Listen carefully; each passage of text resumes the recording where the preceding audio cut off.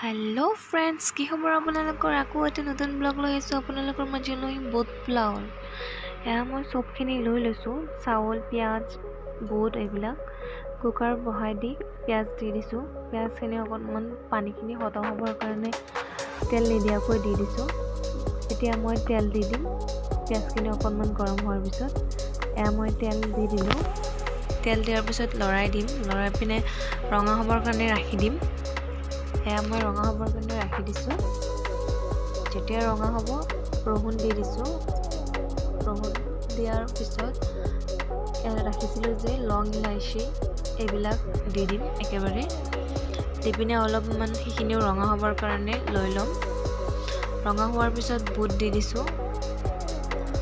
বুটখিনি অকণমান ভাজি ল'ম ধুনীয়াকৈ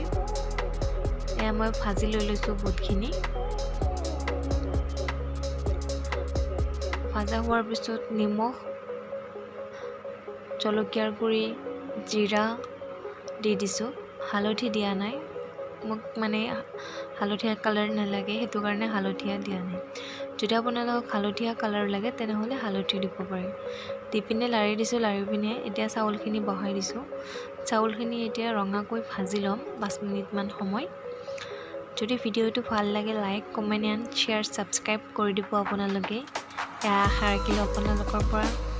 চাউলখিনি ভাজা হোৱাৰ পিছত যিমান পৰিমাণৰ চাউল আছে সিমান পৰিমাণৰে পানী দি দিছো পানী দিয়াৰ পিছত পানীখিনি লৰাই পিনে ধুনীয়াকৈ কুকাৰ বহাই দিছো চিটি মাৰিব এয়া চিটি মাৰা হ'ল এয়া আমাৰ বুট পোলাও এতিয়া মই হাজবেণ্ড আৰু মই খাই ভাল লাগিছে আপোনালোকেও ট্ৰাই কৰি চাব পাৰে আজিৰ কাৰণে বাই বাই